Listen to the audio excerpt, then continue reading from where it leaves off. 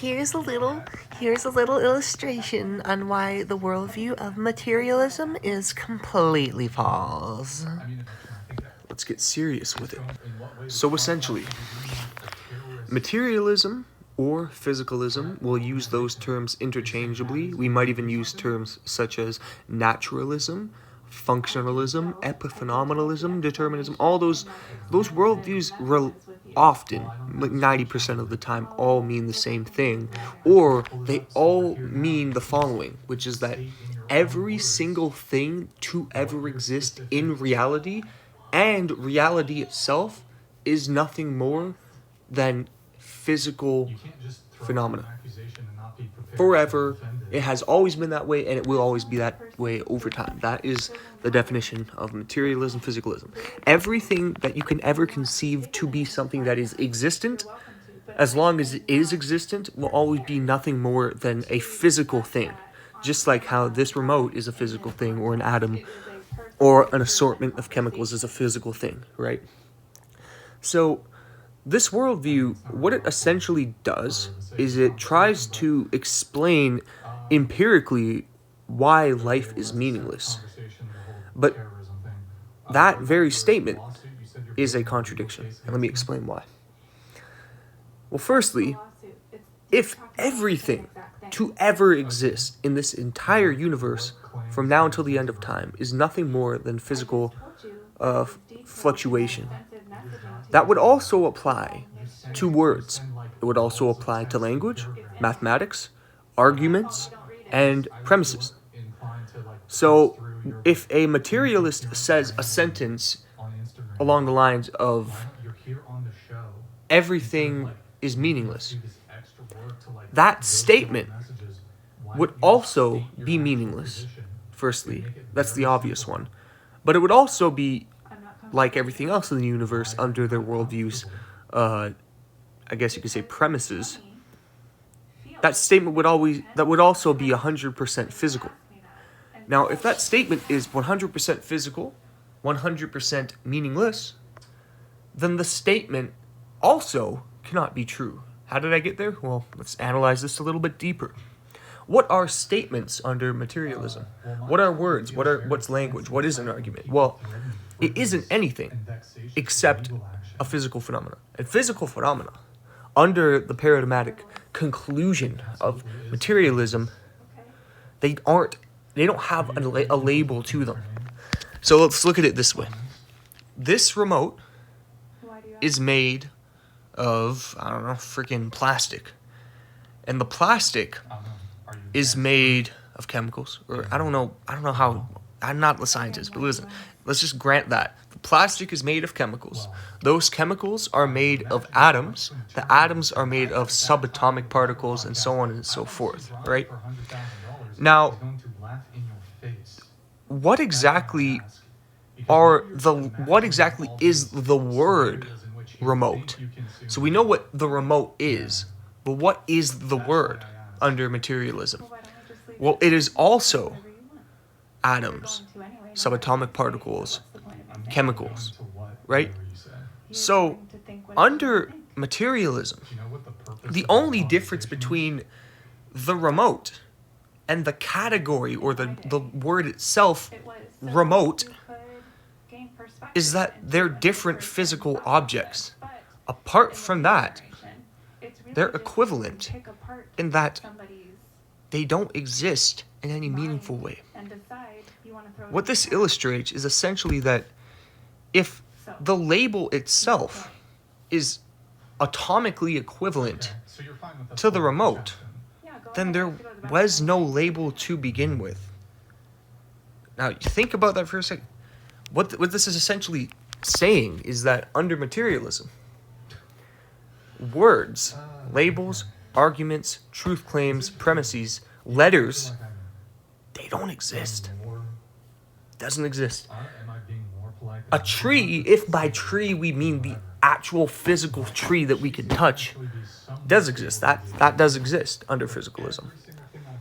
But the tree, like the word tree, the concept of the tree, it doesn't exist. every single thing in the entire universe is physical. Therefore, every single thing in the entire universe could never be more than just that. It can't be a tree, it can't be a remote, because that's saying there's something, it's physical and something else. No. This remote just is. This just is. It isn't a remote, because that's to say it isn't just physical. No, it just is remote. In fact, under physicalism, it isn't even physical. I just hit my phone. It isn't even physical. Me hitting my phone with the remote just then, well, like, there wasn't anything to describe because the very descriptions don't exist. It's all this interconnected, complex illusion within a bunch of neurological circuits that formulate essentially an ordered lie, an ordered illusion that allows us, predetermined robots, to perceive an external world even though we're only seeing it through our internalized illusion. That's the problem. And I know I went on a little bit of a tangent there, but the main point I'm trying to illustrate is this. This remote, if physicalism is true, actually isn't anything. It just is, period. It just is. It's not a true remote. It's not a false remote. It's not a remote. It just is. And everything just is. There is no meaningful difference between two different physical realities under materialism. They're all the same because they're all just atoms. Sure, maybe some of the atoms are connected differently. Like, the atoms in this aren't the same exactly as the atoms in my face. But they're still both atoms, and the difference between the atoms is irrelevant because nothing is relevant in a universe that is meaningless and purely physical. So what does this essentially tell us? Well, it essentially tells us that materialism and physicalism, they are the empirical pathway or the empirical route towards the conclusion of nihilism, which is that nothing exists. Nothing exists except physical things. And those physical things aren't anything, they just are. And here, okay, so now what we've established is really what it means when someone says everything in the universe is nothing more than material phenomena. So this would also apply, by the way, to the brain. So everything in the brain would either be an epiphenomenon, so essentially just like pretty much everything that goes on in our head is a predetermined epiphenomenal effect that is purely physical, is in relation to neurological wiring, and creates illusions. And then you could also go into the idea of emergentism, which is the idea that there are our consciousness and our ability to perceive the world emerges from very intricate, deep physical phenomenon. Even I'm pretty sure people found a way to smuggle in quantum mechanics or quantum physics into the intricacies of the probabilistic nature of our conscious brain under a materialistic framework. I don't know anything about that, but I've heard something along the lines of that before. By the way, none of this escapes the problem.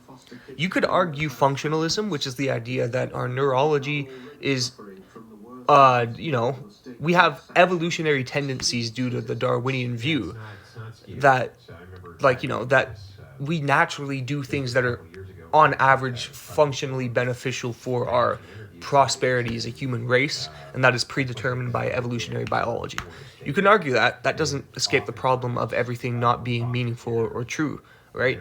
You could even argue that, you can argue like eliminativism. You can argue you can go all sorts of routes. You can be like, well, what about AI? AI has the ability to know true things, and it's nothing more than circuitry and electricity. Well, that still doesn't address the problem that I'm actually getting at, which is that so long as everything in the universe is nothing more than material, is nothing more than physicalism, nothing can be true. It can just be, period. There's no being true. In fact, it can't even just be either, because the very words "it can be," IT, space, CAN, those letters don't exist. Nothing exists, okay? Nothing exists. Nothing exists. There is nothing at all. The letters are just atoms. Everything is just atoms and molecular compounds. Nothing is anything more than just that, period. You can never put a label onto anything. Under physicalism, those labels would be illusions that are formulated by epiphenomenalism. You can't escape it. No matter what you say, functionalism, naturalism, you can't escape that fact.